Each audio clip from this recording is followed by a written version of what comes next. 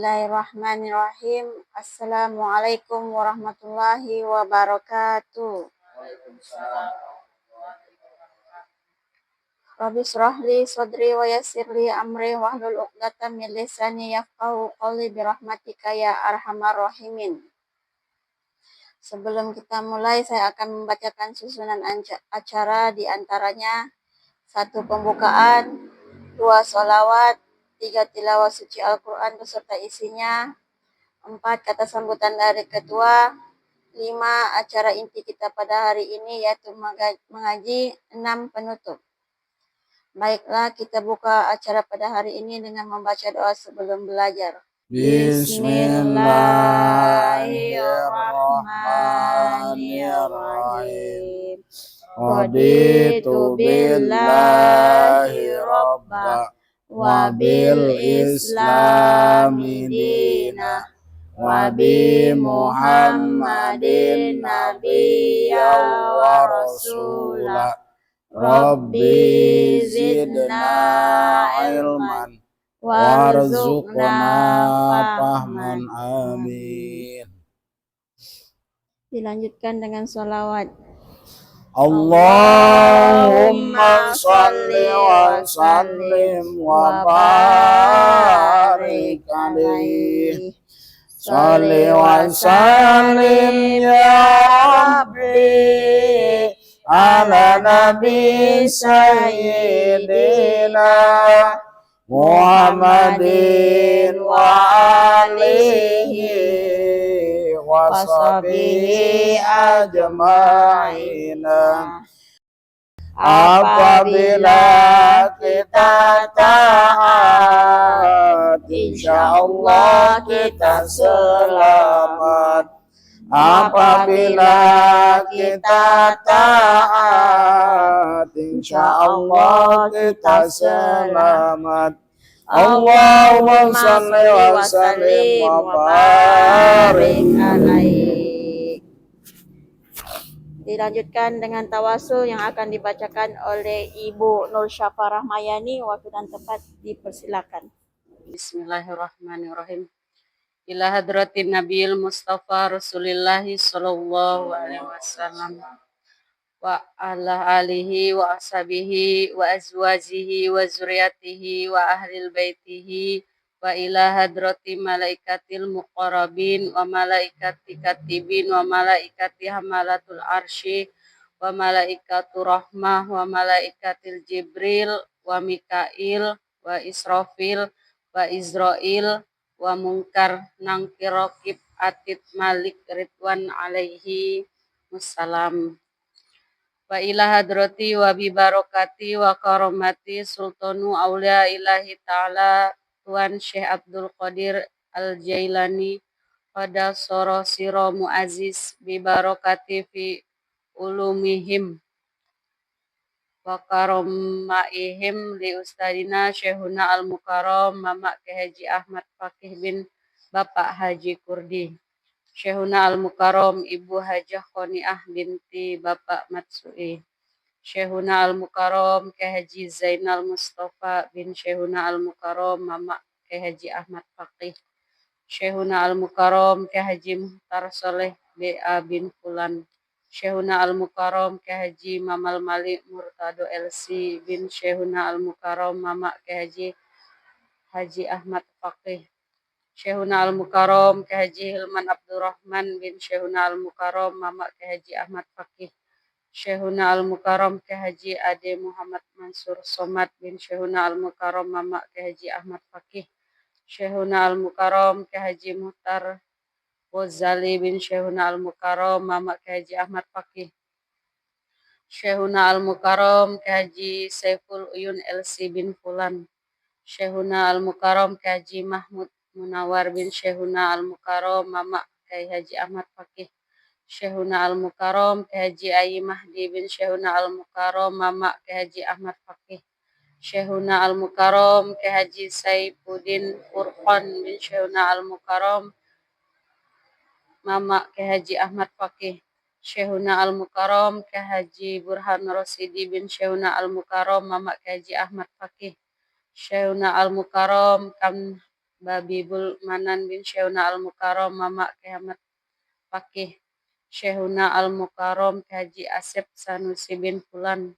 Syekhuna Al-Mukarram Haji Abdurrahman bin Bapak Entur Al-Mukarram Ustadz Muhiban bin Bapak Manan Robani Al-Mukarram Ibu Yunita Adrian Sawa binti Atat Bibarokati ulumihim wa karomatihim sohibul wilayah Tan Kahfi Baiduri Tan Yunus usulihim wa furuihim khususon ila ruhi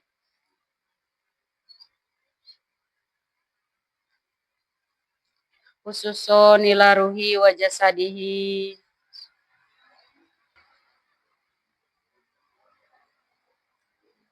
Al-Fatihah. A'udzu billahi minasy syaithanir rajim.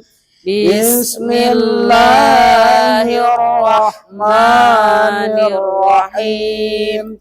Alhamdulillahi rabbil alamin.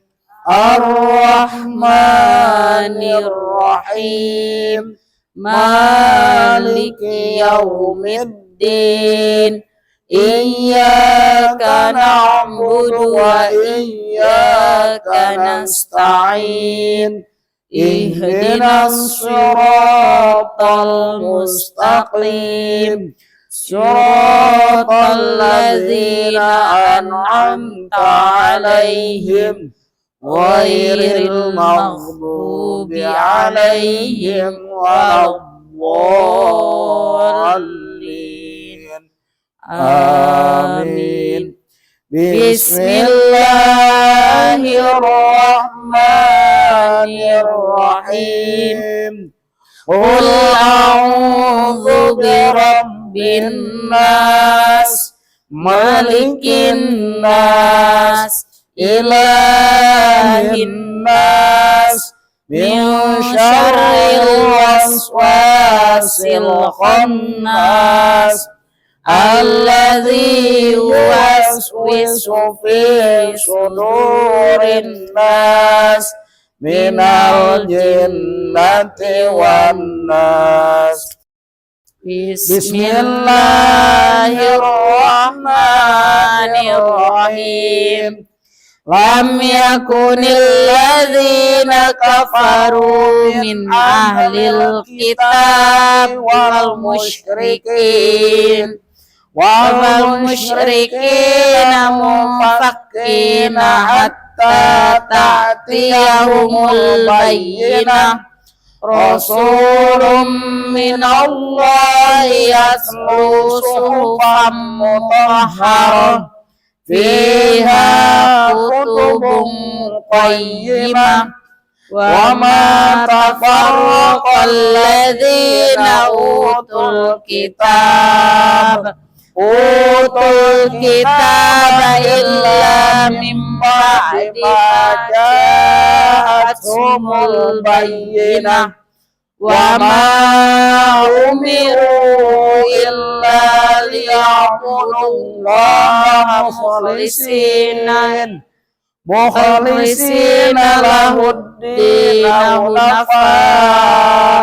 hunafa wa yuqimus salata wa yutuz zakata wa dzalika dinul qayyimah.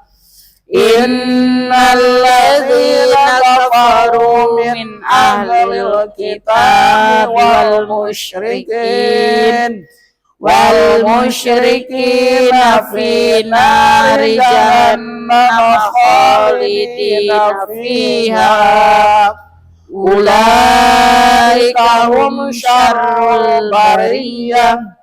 Innal ladzina amanu wa amilus solihati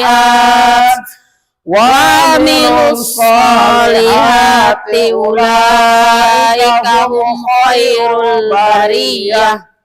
Jazaohum inda rabbihim jannatu adnin tajri min tahtihal anhar min tahtihal anhar khalidina fiha abada radiyallahu anhum wa radu'an dzalika liman khasyiya rabbah shadaqallahul adzim. Acara selanjutnya pembacaan ayat suci Al-Quran yang akan dibacakan oleh Ibu Nur Syafa Rahmayani. Waktu dan tempat dipersilakan.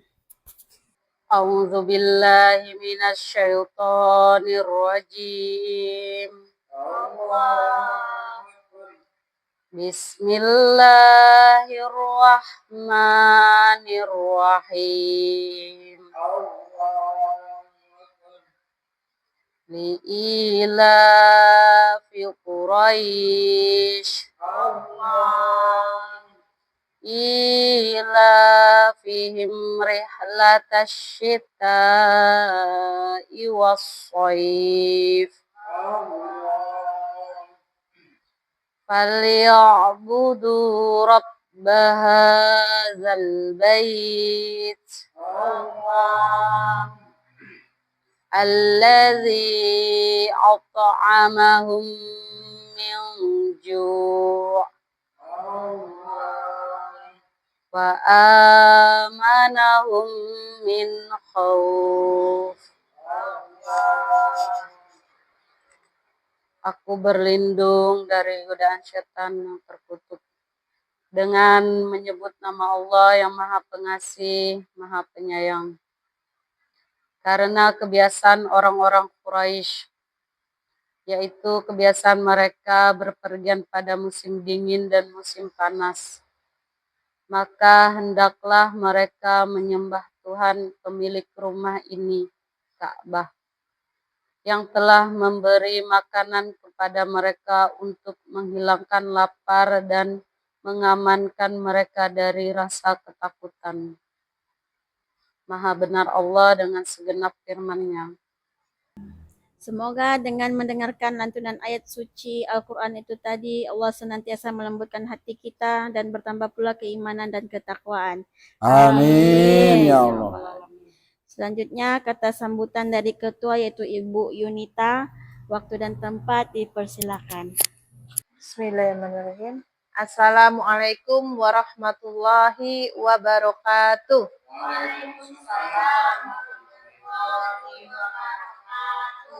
Bismillahirrahmanirrahim. Alhamdulillahirrabbilalamin. Wassalatu wassalamu ala asrofil anbiya mursalin Sayyidina Muhammadin wa ala alihi washabihi ajmain.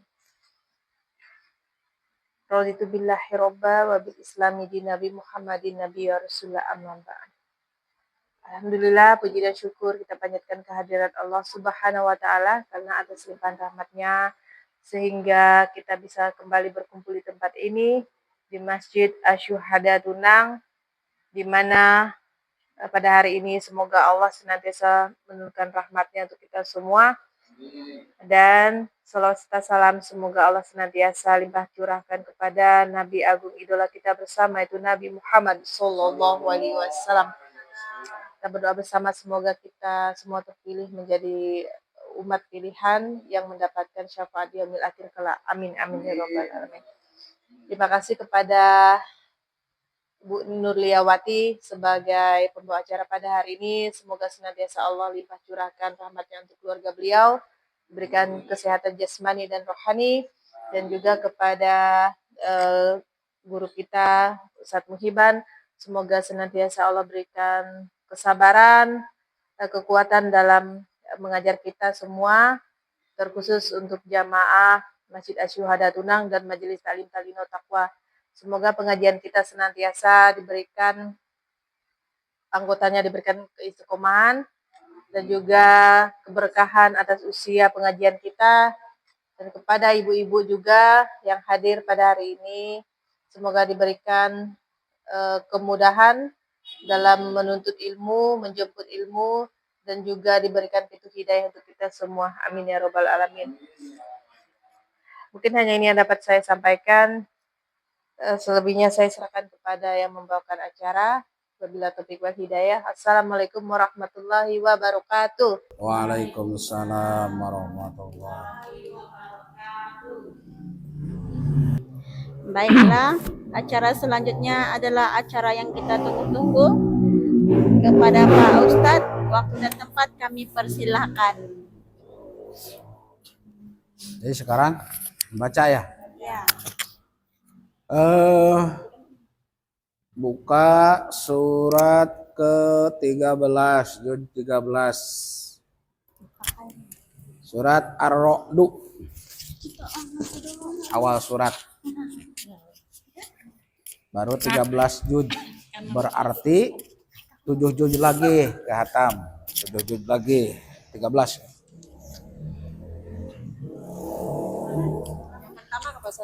Surat Ar-Ra'd ayat pertama. Ar-Ra'd Halaman 249. juz ke-13, surat ke-13. Udah. Halaman 249. 249 udah? Nah, silakan. A'udzu billahi minasyaitonir rajim. Bismillahirrahmanirrahim. Alif lam ra. Tilka ayatul kitab. Walladzi unzila ilaika mir rabbikal haqqu walakinna aktsarun nasi la yu'minun. Allahul ladzi rafa'as samawati bighairi 'amadin tarawunaha thumma istawa 'alal 'arsyi wa sakhkhara syamsa wal qamar Wa yasta'jilunaka bis-sayyi'ati qablal hasanati wa qad khalat min qablihimul masulah wa inna rabbaka ladzu naghfiratil linnasi ala zulmihim wa inna rabbaka lasyadidul iqab. Walillahi yasjudu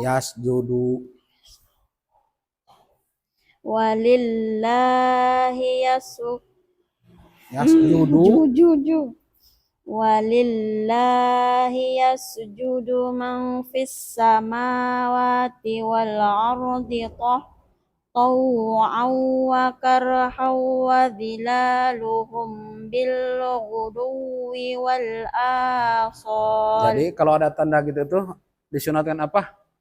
Hah? Kalau ada tanda gitu disunatkan apa? Sujud sahwi. Hah? Sujud sahwi? Sujud tilawah. Sujud apa? Coba ada di sampingnya. Apa namanya tuh tulisannya di sampingnya? Mana? Di samping berat ini. Ada tulisannya sajadah. Kan? Makanya disunatkan kalau lagi membaca Al-Quran menghadap ke arah kiblat tuh ini tujuannya. Jadi tidak perlu usoli. Nah, mohon maaf ini praktek ya. Jadi gambaran menghadap ke arah kiblat. Jadi posisinya dari awal tuh udah harus gini. Jadi tidak perlu usoli dikarenakan sujud ini. Nah, jadi langsung sujud membaca sajadah wajhiya lilladzi khalaqahu wa saqahu wa suwarahu wa sam'ahu bihaulihi fatabarakallahu ahsanul khaliqin. Langsung duduk gini. Enggak usah baca apa-apa, langsung assalamualaikum dikarenakan ini bukan salat. Sama kayak sujud syukur, bukan salat. Beda. Salat dengan sujud. Jadi setiap ada tanda gitu itu tandanya disunatkan sujud sajadah ataupun sujud tilawah namanya. Sujud dikarenakan bacaan. Sujud sawi adanya di dalam sholat. Jadi tidak semuanya di dalam surat ada yang disunatkan sujud tilawah ataupun sujud sajdah. Ya, tidak. Maka itu disunatkan kalau lagi membaca Al-Quran menghadap ke arah kiblat. Apakah satu orang, apakah semuanya? Kalau lagi berjamaah ya semuanya. Kalau misalkan lagi sendiri ya sendiri. Tuh, salah satunya. Lanjut. Mana sih ini? Kul. Qul man rabbus samawati wal ard. Qulillahu qul afattakhadhtum min dunihi awliya la yamliku Alladzina amanu wa taqma'innu qulubuhum bi dzikrillah. Ala bi dzikrillah tatma'innul qulub. Shadaqallahul azim. Allahumma rahamna bil Qur'an waj'alhu lana imama wa nura wa huda wa rahmah. Allahumma dzakirna minhu ma nasina wa alimna minhu ma jahilna warzuqna tilawatahu anna al-layli wa atrafan nahar waj'alhu lana hujjatan ya rabbal alamin. Assalamualaikum warahmatullahi wabarakatuh. Waalaikumsalam warahmatullahi wabarakatuh. Adil katalino bacuramin kasaruga basengat kajubata sampurasun. Bismillahirrahmanirrahim. Alhamdulillahirabbil alamin wal aqibatu lil muttaqin wala udwana illa 'alal zalimin. Asyhadu an la ilaha illallah wahdahu la syarikalah wa asyhadu anna Muhammadan abduhu wa rasuluhu la nabiyal ba'dah. Allahumma sholli wa sallim ala sayyidina Muhammad wa ala ali sayyidina Muhammad amma ba'du. Alhamdulillah pada kesempatan hari ini kita bisa berkumpul kembali dalam rangka rutinitas kita yang setiap hari kita adakan. Mudah-mudahan kita mengusahakan melangkahkan kaki dari rumah masing-masing ke tempat ini tiada lain adalah mendapatkan pertolongan dari Allah Subhanahu wa taala. Amin amin ya Allah ya rabbal alamin. Hadirin rahimakumullah, ibadah yang paling besar pahalanya adalah ibadah jikalau kita mendapatkan musuh. Jadi ibadah yang paling besar kalau kita mendapatkan musuh. Musuh kita adalah siapa? Musuh kita terbesar setiap hari adalah melawan rasa malas yang pertama untuk sholat. Malas untuk sholat, maka kalaulah kita mengusahakan melawan hawa nafsu untuk melaksanakan sholat, maka besar pahalanya luar biasa. Satu. Yang kedua, musuh terbesar setiap hari adalah melawan rasa malas untuk berzikir kepada Allah. Bukan tidak tahu pahala, bukan tidak tahu kewajiban, tahu. Nah, itu musuh terbesar. Yang ketiga, musuh terbesar setiap hari adalah melawan rasa malas untuk bersedekah. Sedekah di sini umum, bukan cuma materi. Bukan tidak tahu, semua juga tahu kan. Cuman musuh terbesar setiap hari datang kepada kita. Oh, kenapa? Musuh yang paling besar dan juga yang paling pertama adalah melawan rasa malas untuk sholat. Kadang-kadang kalau membaca Al-Quran, zikir kepada Allah, rasanya ndak begitu berat. Terus lagi sodako, rasanya ndak begitu berat. Tetapi namanya sholat. Nah, jadi setan menggoda kepada kita, biarkan dia rajin berzikir, biarkan dia rajin membaca Al-Quran, biarkan dia rajin bersodakoh, asal jangan ada sholat. Kalau udah tidak ada sholat, nah maka pahala sodakoh, pahala berzikir, pahala membaca Al-Quran tidak bakalan ada bekasnya. Dikarenakan tidak ada sholat. Kayak bulan puasa coba. Orang yang berpuasa, kemana-mana puasa. Tapi sholatnya ditinggalkan untuk apa sih? Makanya lebih baik yang paling utama dijaga adalah sholat. Dok, awas, hati-hati. Sholat itu tidak ada tawar-menawar. Beda dengan yang lainnya. Maka sholat harus kita kuatkan. Jangan sampai ditunda-tunda. Dikarenakan apa? Dikarenakan ibadah yang paling utama adalah sholat. Oleh karena itu, untuk menyempurnakan di dalam sholat itu tadi, salah satunya, dan juga umumnya ibadah kepada Allah, otomatis kita harus mengetahui yang namanya apa yang diwajibkan. Mandi wajib ada berapa, terus lagi fardu wudu ada berapa, niat wudu ada apa, niat wudu gimana, terus lagi niat mandi wajib apa.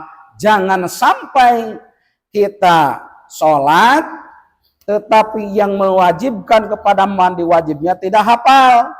Jangan sampai kita rajin sholat, niat mandi wajib tidak hafal. Jangan sampai kita rajin sholat, niat wudu tidak hafal. Jangan sampai kita rajin sholat, apa yang membatalkan kepada wudu tidak tahu mau kemana. Was, oke lah sekarang rajin sholatnya anda kelewat. Tetapi hal-hal yang membatalkan kepada sholat, maka tidak mau mempelajarinya, ini mau kemana. Sedangkan di dalam masalah ibadah, kita sebagai manusia wajibnya mengetahui sah enggak sholat saya, sah enggak wudhu saya, sah enggak apa sodako saya dan yang lain sebagainya. Maka itu bagian kita. Masalah diterima dan tidak diterima, maka bagiannya Allah. Kadang-kadang orang tidak mau mempelajari tentang hal-hal yang membatalkan kepada wudhu, hal-hal yang mewajibkan kepada mandi wajib. Yang penting sholat, ya mau kemana? Bisa jadi, yuk balik kepada diri kita. Bisa jadi kita malas untuk ibadah, banyak ibadah nih. Mungkin salah satunya kita ketidaktahuan di dalam hal-hal yang mewajibkan kepada mandi wajib. Tahu bacaan sholat, kok kenapa padahal makannya banyak yang halal, baca doa makannya, kok kenapa ini efek sampingnya kepada diri kita ini? Maka koreksi lagi. Ada sebulan ke belakang, perkara yang mewajibkan kepada mandi wajib semuanya ada 6. Yang pertama ilajul hasapati fil farji, yang kedua khurujul maniyi, dan yang ketiga wal haidu. Jadi yang 6 kemarin sudah disampaikan, maka ada 3 untuk laki-laki, ada 3 untuk perempuan. Ya. Yang sekarang yang nomor keempat dari yang 6 tadi, yang mewajibkan kepada mandi wajib adalah warobiuha an-nifas. Jadi yang nomor keempat adalah nifas. Nah, pengertian nifas itu apa sih? Saya bukan perempuan, makanya nggak tahu. Nifas itu apa sih? Hah? Keluar darah setelah melahirkan. Itu nifas gitu aja ya.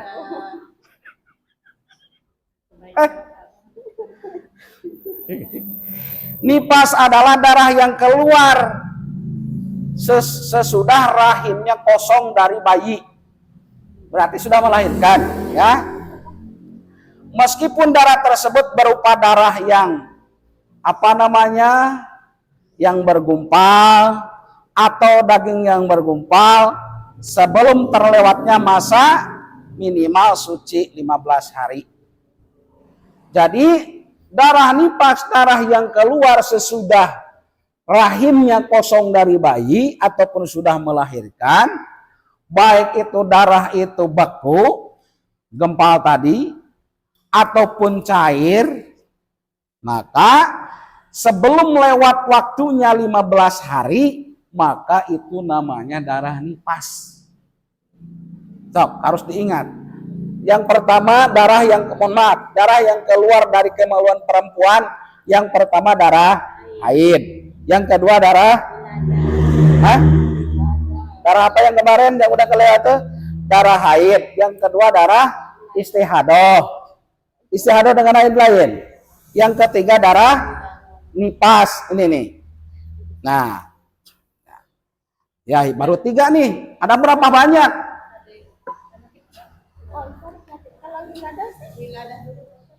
Wiladah belum ke depannya. Iya, enggak semua orang. Tertentu orangnya. Terus lagi masih pengertian nifas. Wa kharaja bidali kadamil khariji mal waladi au halatat talaqi bahwa damun fasad. Ada yang dinamakan damun fasad. Damun fasad itu darah fasad. Apa sih yang dinamakan darah fasad? Nah, keluar terkecuali dengannya adalah darah yang keluar bersamaan dengan anak, dengan bayi yang dilahirkan, atau darah yang keluar ketika mengalami talak. Kalau darah yang bersamaan dengan bayi itu bukan darah nifas. Kalaulah darah yang keluar merasakan sakit mau melahirkan, namanya itu darah talak. Talak itu bukan cerai, bukan. Darah talak biasa kan, mohon maaf. Biasa perempuan udah mau melahirkan merasakan sakit kan, padahal belum keluar bayi, kadang-kadang keluar darah dulu, namanya itu darah talak. Paham? Nah, biasa kan merasakan sakit, bayinya belum keluar, maka darah dulu, baru cairan, kadang-kadang. Maka yang darah merasakan sakit tadi mau melahirkan, itu namanya darah talak. Terus lagi, maka kedua darah ini disebut dengan darah fasad. Maka ya darah talak tadi, maka kedua darah ini disebut dengan darah fasad jika memang keluarnya darah tersebut tidak bersambung dengan darah haid sebelumnya. Tuh. Darah talak, darah yang pertama tadi darah nifas, yang kedua darah talak. Beda, darah nifas, darah wiladah dengan darah talak. Ya, jikalau darah talak tadi, bisa disebutkan darah talak ataupun tidak bisa disebutkan darah talak. Jika memang keluarnya darah tersebut tidak bersambung dengan darah haid sebelumnya. Kalau memang, mohon maaf, kalau memang mau melahirkan keluar darah pas bulannya ini ataupun harinya hari ini menurut perhitungan bidan, sebelum waktunya maka keluar dulu darah. Tidak lama kemudian lalu lahir, maka darah yang pertama adalah darah talak. Ada juga yang disebutkan darah fasad. Maksud darah fasad gimana? Kalau di sini darah fasad, tidak bersambung dengan darah haid sebelumnya. Tetapi apabila keluarnya darah tersebut bersambung dengan darah haid sebelumnya, maka disebut dengan darah haid, bukan darah fasad. Nah, darah talak dengan darah fasad itu ada yang mengatakan sama. Kalaulah udah merasakan sakit nih mau melahirkan, tetapi keluar darah, pas dicek ke ke bidan belum mau melahirkan. Nah, sesudah gitu gimana? Sebelumlah melahirkan tadi, diperiksa, oh ternyata belum, masih lama, maka itu bisa dikatakan darah pasad, apakah darah talak, apakah darah haid. Kalau memang sebelumnya, kadang-kadang di sini nih, kadang-kadang sebelumnya ada haid, perempuan yang hamil kadang-kadang haid juga ada. Tidak semuanya perempuan yang hamil tidak haid. Ini di dalam kitabnya. Kalau misalkan, maaf, udah hamil nih. Nah, pas tanggalnya tanggal sekarang, tanggal 6. Ya, seumpamanya. Menurut dokter, ya, tanggal 6. Pas diperiksa, ternyata masih lama menurut perhitungannya. Awal mulanya tanggal 6. Biasa kan meleset itu. Wah, misalkan tanggal 6 ini perkirakan melahirkan. Ternyata dicek lagi, wah ternyata masih sebulan lagi seumpama. Padahal tadi keluar darah kan? Awas. Maka awal mula darah itu bisa dikatakan darah pasad kalau memang merasakan sakit. Kalau tidak merasakan sakit, darah keluar tadi itu bisa dikatakan darah pasad kalau memang awal mulanya tidak ada darah haid. Awas. Kadang-kadang kan orang yang hamil bisa haid.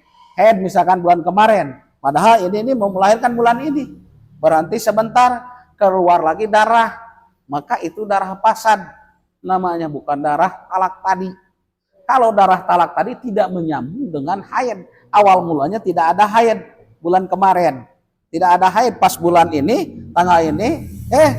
Ternyata keluar darah, merasa sakit mau melahirkan. Berarti itu darah talak. Kalau memang tidak ada rasa sakit, memang menurut perhitungan dokter bidan bahwa saya ini bulan ini melahirkan. Tapi kemarin ada haid, padahal hamil nih. Bulan kemarin ada haid.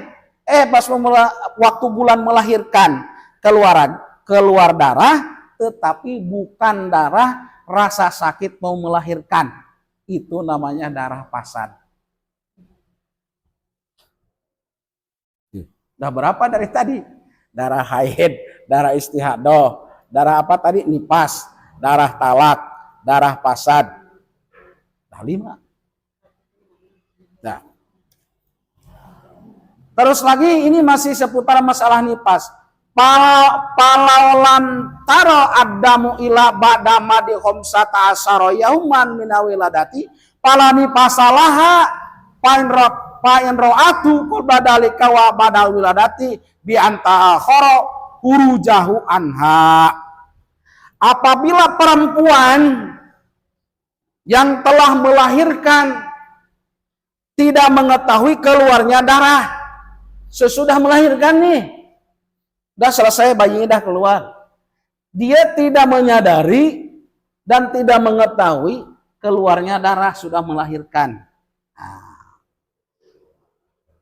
Kecuali sesudah 15 hari sudah melahirkan. Jadi gini, tanggal 30 melahirkan. Ya kan? Tanggal 30. Berarti tanggal 1, 2, 4, 5 sampai 15 hari. Nah, belum juga keluar darah. Sesudah 15 hari baru keluar darah. Paham maksudnya? Tanggal 30 melahirkan. Nah, selesai melahirkan, urusan melahirkan udah selesai. Jadi bayi udah keluar, maka tidak keluar darah. Dari tanggal 1 sampai tanggal 15. Berarti kan udah 15 hari. Nah, maka hari ke-16-nya, hari ke-16-nya baru keluar. Nah, jadi dari hari pertama, tanggal 1 sampai tanggal 15, darah tidak keluar. Jadi pas begitu 16-nya keluar. Ya. Kalau dia mengetahui keluarnya darah itu, kalau mengetahui sadar dengan dirinya sendiri, sebelum 15 hari ataupun sesudah 15 hari, kalau sebelum waktu 15 hari, nah sebelum 15 hari dari melahirkan tadi, Berarti sebelum tanggal 15. Yang pertama, sebelum tanggal 15. Nah, keluarnya darah agak terlambat dari waktu melahirkan, maka permulaan masa nifasnya dimulai dari melihat darah tersebut. Berarti tanggal 30 melahirkan, tanggal 1 sampailah tanggal 13, 14 baru keluar darah. Kan belum lewat 15 hari kan? Maka dihitung nifasnya dari yang tadi, yang ke-14 tadi. Paham? Kemungkinan ada yang kayak gitu. Biasanya kan begitu melahirkan langsung. Ya, ini ada kejadian kayak gitu. Nah. Terus lagi, masa-masa berhentinya darah tidak termasuk masa nifas, tetapi masa-masa tersebut masuk dalam hitungan 60 hari. Masa berhentinya darah tidak termasuk masa nifas, waktu nifas. Tadi dari tanggal 1 sampai tanggal 13 kan tidak ada darah tuh. Tidak ada darah. Nah, terus udah 5, 14, 15 dan seterusnya keluarlah darah. Maka yang kosong tadi dari tanggal 1 sampai tanggal 14. Nah, maka itu dihitung. Kan paling banyak waktu nifas 60. Maka itu dihitung. Udah berapa tadi? Berarti kalau kebanyakannya 60 diambil 14, berarti sisanya berapa? Tuh. Itu tuh udah dihitung. Terus lagi, oleh karena itu ia wajib mengqadha sholat yang ditinggalkan pada masa-masa berhentinya darah tersebut. Kalau misalkan, nah balik lagi, dari tanggal 1 sampai tanggal 14 tidak ada darah, lalu ke 14 menuju 15 dan seterusnya keluar darah, berarti dari tanggal 1 sampai 14 sampai 60 dikurangi 14 berapa? 46 kah? 46 hari kan? Nah, jadi yang kosong tadi, nah itu tuh juga harus dihitung. Paham maksudnya? Yang kosong tadi dihitung. Toh ternyata kalau dihitung dengan yang kosong tadi, nah pas misalkan ini digenapkan 60 hari, ternyata pas tanggal 5 seumpamanya nih diacak-acak hitungnya. Jadi, nah kalau memang dihitung dari ada mulai dari keluarnya darah tadi ke 14, maka 60 hari itu lebih dari tanggal 5 seumpamanya. Betul enggak? Tuh, awas hati-hati. Maka yang kosong tadi tetap harus dihitung, dijadikan 60 hari. Jadi 60 harinya itu tidak usah dihitung dari keluar darah yang tanggal 14 tadi. Paham? Nah, yang kelima wal khomisuha, yang kelima adalah al wiladatu, melahirkan. Ya. Wajib mandi kepada orang yang baru melahirkan. Gimana kalau misalkan kan nasib seseorang tidak sama? Misalkan melahirkan hari ini, terus 2 ternyata bayinya, misalkan melahirkan 1, jadi tidak langsung ada jeda. Ada jeda. Kalau ngelihat di sini, misalkan contoh jam 1 tadi melahirkan 1, dikirain tidak ada lagi, maka itu mandi dulu usahakan mandi biasa. Udah mandi, keluar lagi yang 1 lagi, maka mandi lagi.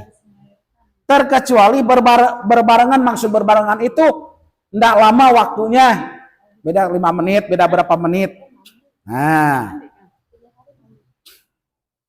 ya, jadi itu tentang masalah orang yang habis melahirkan diwajibkan mandi wajib. Fayajibu al-ghuslu bil waladil jafi wa ilam yan takidu al-wudu'a wa yajuju li jawjiha wat'uha qoblal ghusli li ana wiladati jinabatun wa yalatan nang wati amal mas hubatu bil bali. Nah, diwajibkan mandi wajib atas perempuan yang melahirkan anak dalam kondisi kering. Ada enggak yang maksudnya kering di sini tidak mengeluarkan darah? Misalkan siapa tahu ada keajaiban, kan enggak tahu nasib. Pas melahirkan memang merasakan sakit, awal mulanya keluar darah, tetapi pas bersamaan dengan bayi cuman cairan saja. Ternyata itu bayi keluar, bersamaan dengan bayi cuman cairan saja. Nah, berarti kalau gitu maka kalau bahasa di sini tidak mungkin kalau tidak ada cairan bisa keluar. Ya, maka kalau di sini namanya kering. Tidak ada dibarengi dengan darah. Pertama keluar darah, keluar lendir, dan juga yang bersamaan dengan bayi tidak ada lagi, udah aja. Dan langsung sehat misalkan. Maka kalau di sini karena keluarnya anak tersebut mewajibkan mandi yang lebih umum daripada wudhu. Kalaulah melahirkannya dalam kondisi kering si bayinya, nah, maka diperboleh membatalkan tidak membatalkan wudhu. Seumpamanya kita dalam wudhu, ternyata melahirkannya bayi itu tidak banyak kotoran, tidak banyak darah dan lendir, kering, maka tidak membatalkan wudhu di sini. Dan juga mohon maaf, dan juga diperbolehkan bagi suaminya menjima istrinya, tapi sungguh terlalu. Pentang-pentang kering, wah udah pantai, sungguh terlalu.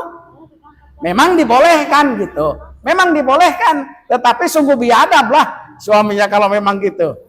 Nah, terus lagi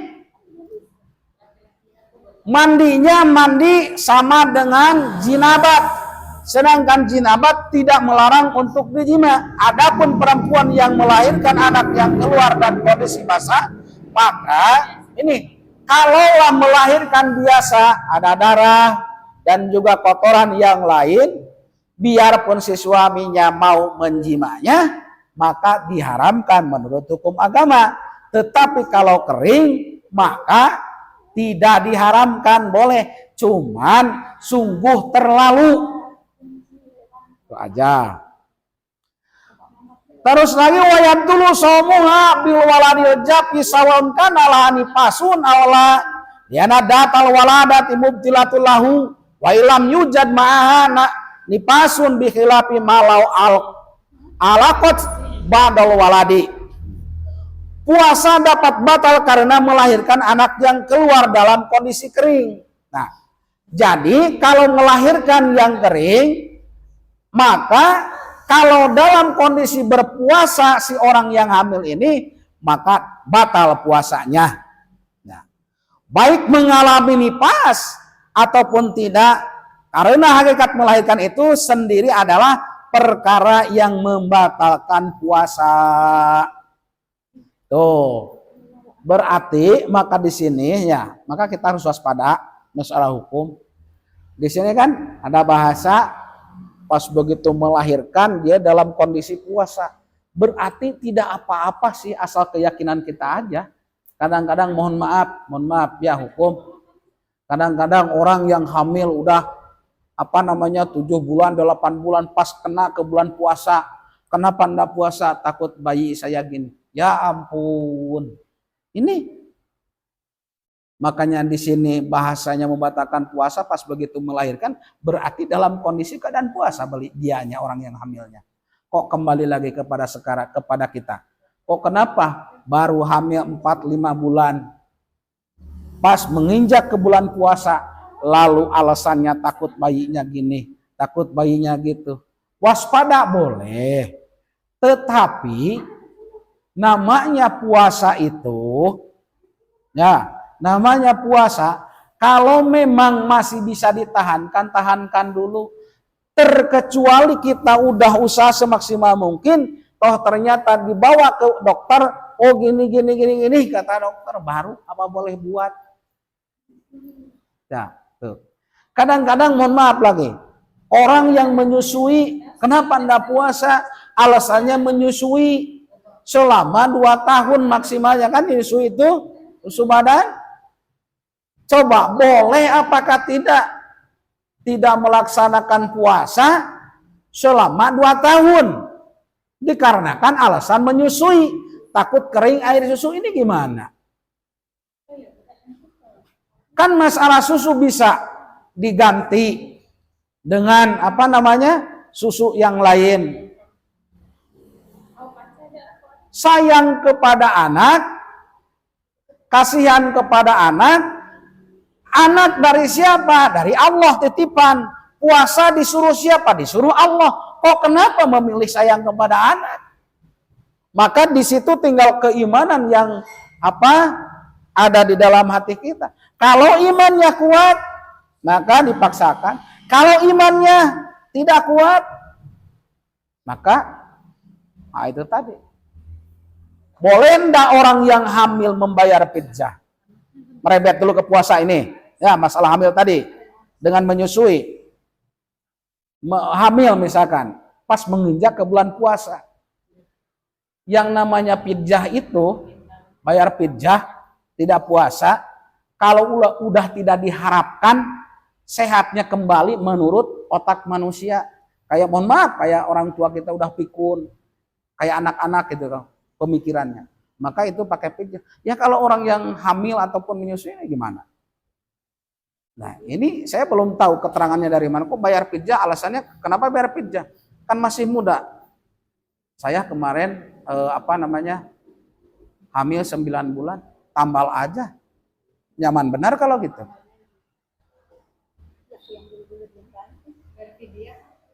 Hah? Bayar fidyah itu kalau orang yang sakit udah tidak diharapkan menurut manusia nih. Sembuhnya kayak orang yang udah pikun tadi. Kalau yang sakit sama sekali tidak diharapkan. Kalau masalah orang yang hamil, ya kan udah selesai, keluar bayinya otomatis sehat kembali. Kok kenapa dibayar fidyah?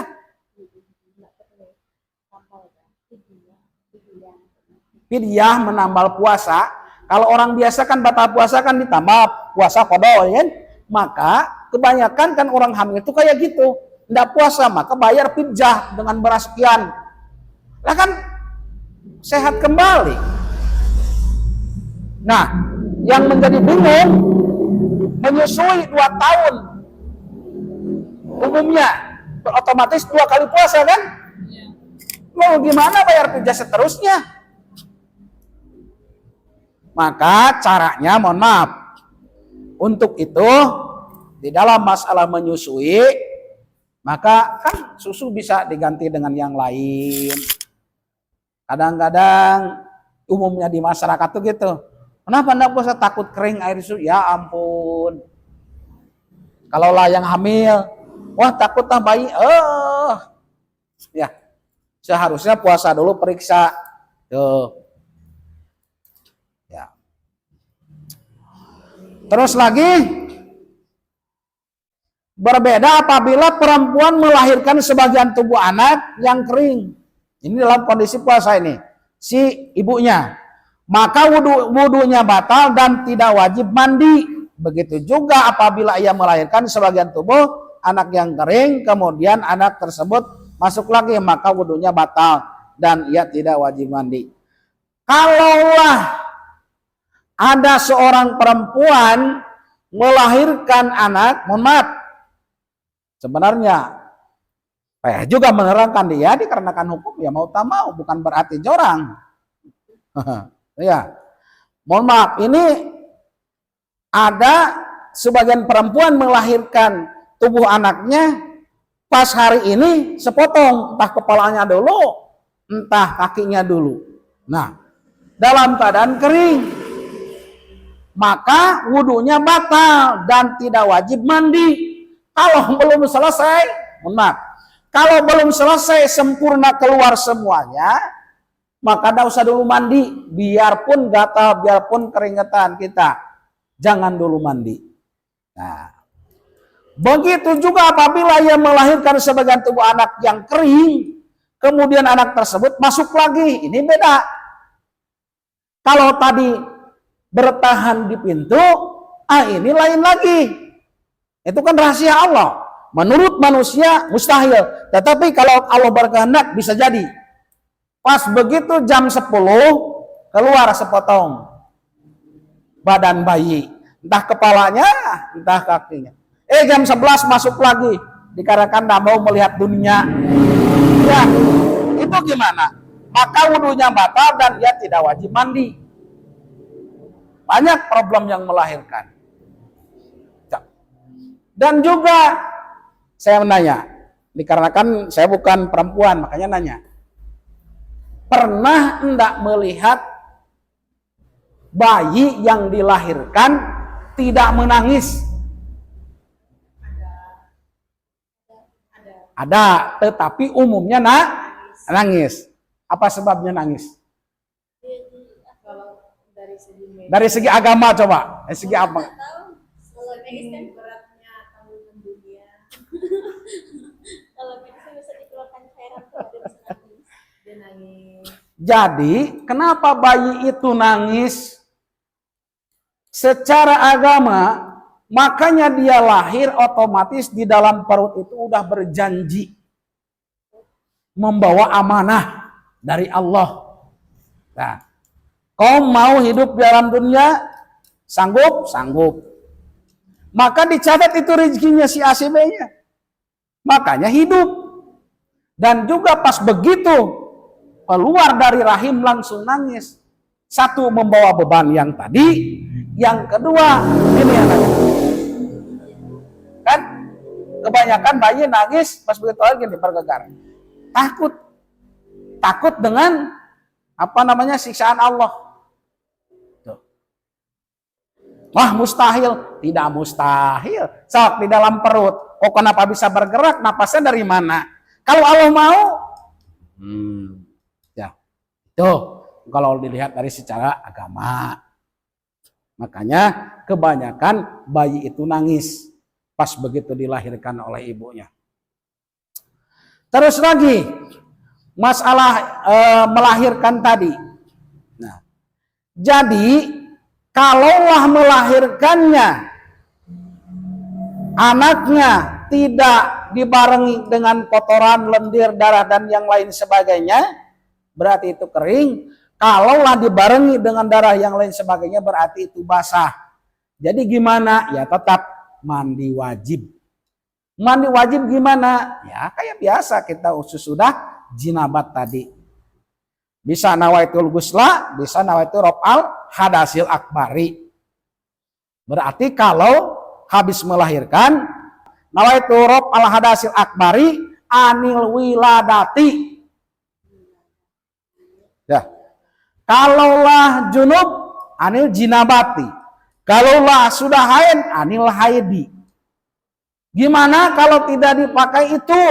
Sah enggak? Ya sah. Cuman utamanya dipisahkan. Ya. Tuh. Sama dengan mandi jinabat tadi, junub jinabat. Wasabisuha, dan yang nomor ke-6 al-mautu adalah meninggal. Jadi wajib mandi adalah bagi orang yang muslim yang bukan mati syahid. Jadi orang yang meninggal maka wajib dimandikan. Bukan wajib mandi, salah. Jadi orang meninggal wajib dimandikan. Kalau yang bukan mati syahid. Mati syahid. Nah, terus adapun orang kafir yang mati maka tidak wajib dimandikan, tetapi hukumnya boleh. Mohon maaf, kita punya keluarga yang beda keyakinan dengan kita, meninggal, pula nyuruh kita mandikannya gimana? Boleh. Boleh. Kalau masalah wajib tidak ada. Mas, Kalau boleh silakan. Makanya, mohon maaf, kita punya keluarga berdampingan dengan tetangga yang beda keyakinan dengan kita. Misalkan keluarganya minta tolong kepada kita, tolong mandikan. Wah, nggak bisa, nggak perlu, dikarenakan kau beda akidah dengan aku. Jangan gitu. Awas, kita harus peduli sesama manusia. Tetangga kita, saudara kita meninggal beda keyakinan dengan kita, keluarganya minta dimandikan kepada kita, tolong mandikan tuh keponakan kau, saudara kau. Jangan berdalih, wah itu beda keyakinan, jangan, mandikan aja, biasa. Kalau masalah wajib memang tidak. Tetapi kalau keluarga yang lain memaksa kepada kita, jangan berdalil bahwa itu beda keyakinan. Jangan, tetap mandikan. Awas, banyak orang, mohon maaf, oh nggak boleh dikarenakan beda akidah dengan kita. Kata siapa? Saya paling jengkel tuh, orang muslim, malulah anaknya entah orang tuanya yang meninggal bukan muslim, nggak boleh kasih dipek. Memang kenapa? Awas, kita muslim, orang tua bukan muslim. Kalau meninggal kita megang ikut mandikan, silahkan. Jangan oh aku enggak mau, udah beda kayak gitu, jangan gitu. Sesama manusia tidak ada hukum najis. Kalau memang kita punya juga misalkan sebaliknya sekarang, ya, sebaliknya. Apa? Sekarang anak kita, mohon maaf, misalkan orang tuanya beda keyakinan dengan kita, anaknya muslim, lalu lah meninggal, nggak mau, wah jijik, nggak boleh. Kata siapa? Awas, di dalam masalah agama Islam, pri kemanusiaan tidak ada dalil bahwa beda akidah najis hukumnya, tidak ada. Jadi masalah akidah tidak ada batasan. Biarpun beda akidah, asalkan sesama jenis, maka di dalam masalah jenazah silahkan ikut mandikan. Tidak haram kok. Jangan mentang-mentang, wah saya udah muslim tidak boleh. Kata siapa? Terus lagi ini masih menerangkan tentang masalah orang yang meninggal. Adapun orang muslim mati syahid maka tidak wajib dimandikan. Bahkan haram hukumnya dimandikan karena sabda Rasul menjelaskan tentang orang-orang yang mati syahid. Janganlah kalian memandikan mereka yang mati syahid karena setiap luka dari mereka akan semerbak bau misik di hari kiamat.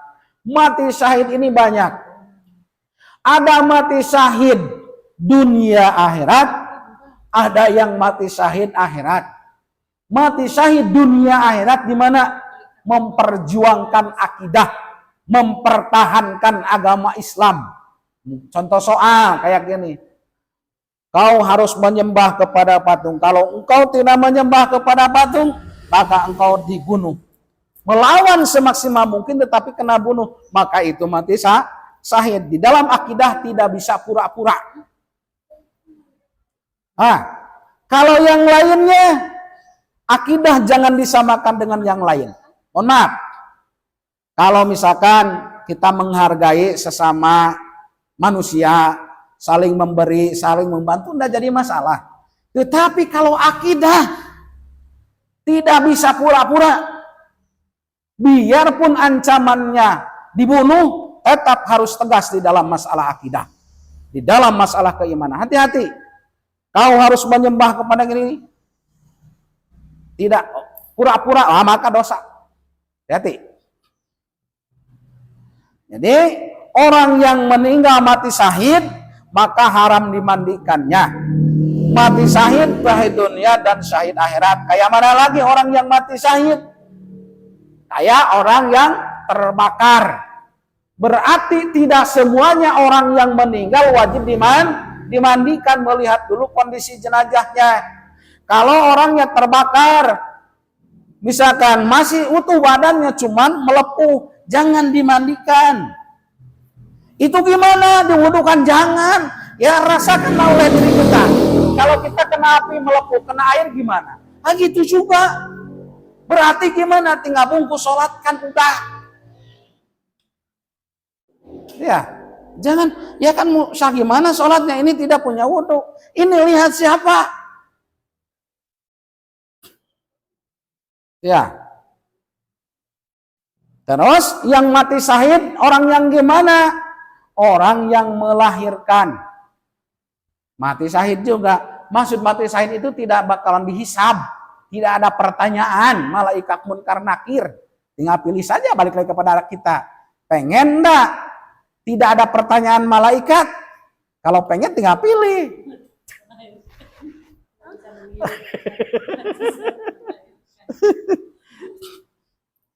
Terus lagi, sabda Rasul, termasuk mati syahid juga bayi yang keguguran. Yang gimana? Yang tidak mengalami kehidupan, yang dilahirkan setelah waktunya, setelah berusia 4 bulan. Yang tidak ada tanda-tanda kehidupan darinya, maka tidak wajib dibandingkan, tetapi boleh. Berarti kalau mohon maaf, keguguran, biasanya kalau udah 4 bulan lebih bergerak perut, maka itu udah mulai mau disempurnakan bentuk manusianya. Tetapi kalau belum 4 bulan, maka itu belum disempurnakan, masih dalam proses, belum dibikin tangannya, kakinya, kepalanya belum. Ya, makanya kalau udah 4 bulan lewat, nah di situ. Makanya, mohon maaf, kalau pengen kita memohon kepada Allah, mudah-mudahan Allah mengabulkan permintaan kita.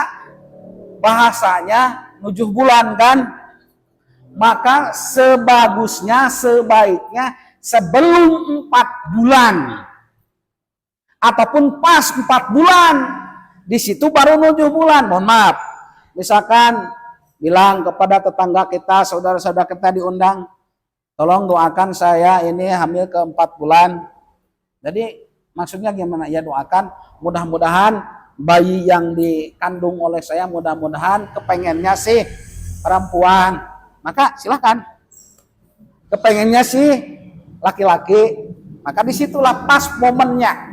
Dikarenakan mau ditentukan di situ 4 bulan tuh. Apakah laki-laki, apakah perempuan. Kalau udah 7 bulan, maka udah ditentukan antara laki-laki dengan perempuan. Kurang tepat. Tuh. So, pada umumnya kan bahasa 7 bulan. Nah, mudah-mudahan bayi yang dikandung oleh istri saya ataupun oleh saya sendiri ini laki-laki. Nah, kan gitu kebanyakannya. Tapi usia udah 7 bulan. Maka itu kurang tepat. Jadi tepatnya pas usia 4 bulan, maka baru mau ditentukan baik laki-laki ataupun perempuannya.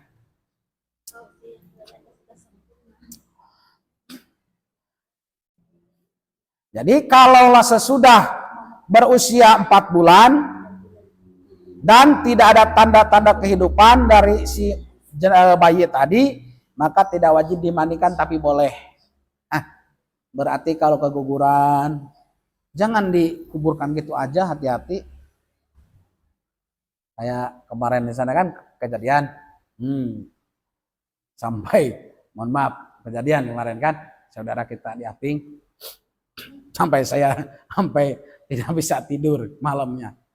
Nah, bisa gini, bukan apa, manusia, kan tulangnya tuh Allah, sampai tidak bisa tidur malamnya. Disolatkan biasa, mandikan. Tidak dimandikan pun boleh. Maka mandikan, dibungkus, solatkan. Itu resikonya. Saya sendirilah, dah berapa kali. Sampai terbawa mimpi apa segala. Dikarenakan, ya bedalah. Kalau bayi yang normal biasa dipegang gini udah agak keras tulangnya kan.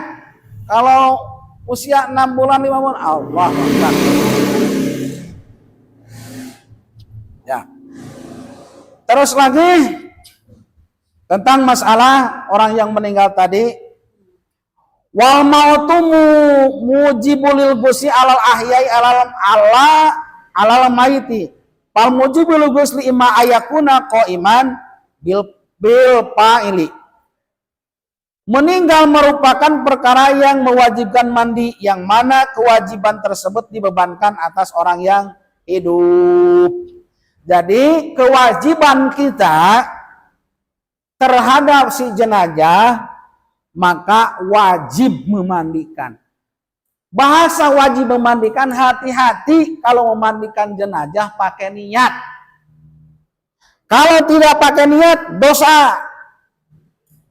Kalau kita mandi biasa kan tidak wajib kan mandi membuang keringat, itu tidak pakai niat pun tidak apa-apa. Tetapi kalau kita punya hadas besar, kalaulah mandinya tidak pakai niat, sanda ya tidak asa dosa kan, sama memandikan jenazah. Hati-hati kalau misalkan jenazah perempuan dimandikan, saya mandikan udah aja, wudukan dosa. Makanya harus ada komando. Biasa. Nih jenazah dari kepala dulu. Di dalam hati saya niat memandikan mayit. Lillahi ta'ala udah dalam hati. Oh, siram dulu, basahkan dulu semuanya. Jenazah, memandikan jenazah. Jadi ini misalkan jenazah bungkus dulu kan pakai kain biasa. Dari kepala sampai ke sini, siram. Nah, boleh air pertama niat memandikan jenazah di situ terus. Kalau udah basah seluruh badannya baru disabunkan. Jadi dari awal niatnya. Kalaulah tidak pakai niat, ingat-ingat udah selesai, maka dosa hukumnya. Hati-hati itu tentang masalah memandikan jenazah. Ya, jadi sekali lagi yang mewajibkan kepada mandi wajib ada 6. Yang pertama adalah ilajul hasafati fil farji, yang kedua wa khurujul maniyyi, yang ketiga wal haidu, yang keempat wal wiladatu, yang kelima wal mautu wanipasu, dan yang keenam wal mautu meninggal. Tuh. Jadi selain dari itu tidak perlu mandi wajib. Nah, sekarang nanya, apakah setiap perempuan keluar darah dari kemaluan perempuan wajib mandi wajib enggak? Ayo, saya nanya, apakah kalau perempuan keluar darah dari kemaluannya sesudah selesai keluar darah, apakah wajib mandi wajib? Tidak. Nah, sok, silakan. Sudah paham?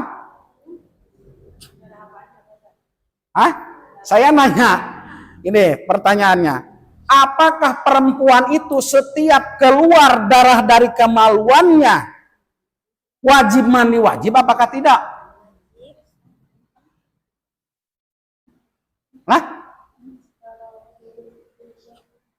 Tidaklah. Tidak semuanya darah yang keluar dari kemaluan perempuan wajib mandi wajib, lihat dulu darahnya gitu. Mohon maaf. Kalau misalkan darah darah keperawanan, maka tidak wajib mandi wajib.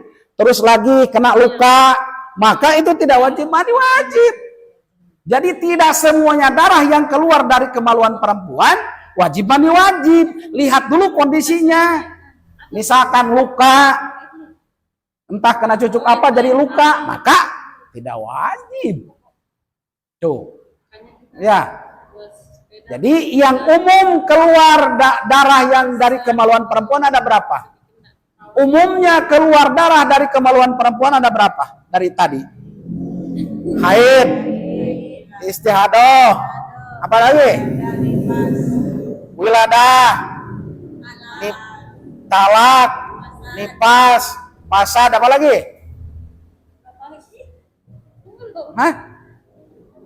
Ada berapa jumlahnya?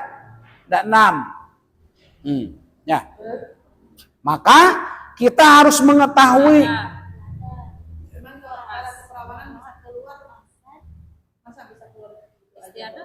Hah? Sebab keluarnya kan Iya, sebab keluarnya pasti ada ya. Intinya darah yang keluar dari kemaluan perempuan harus dilihat dulu sebabnya. Jadi apakah ini wajib mandi wajib? Apakah tidak? Itu aja. Ya. Jadi itu tentang masalah yang mewajibkan kepada mandi wajib. Di dalam kitab Safinatun Najah, mohon maaf apabila ada kata-kata yang salah, itulah kebodohan, kekurangan saya. Jikalau ada kata-kata yang benar, kebenaran hanya milik Allah Subhanahu wa taala. Wabillahi taufiq wal hidayah. Assalamualaikum warahmatullahi wabarakatuh. Waalaikumsalam warahmatullahi wabarakatuh. Alhamdulillah acara mengaji kita pada hari ini telah pun selesai. Saya Nurliawati selaku pembawa acara izin undur diri.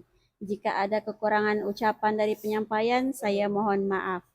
Mari kita tutup acara ini dengan membaca doa kafaratul majlis. Bismillahirrahmanirrahim.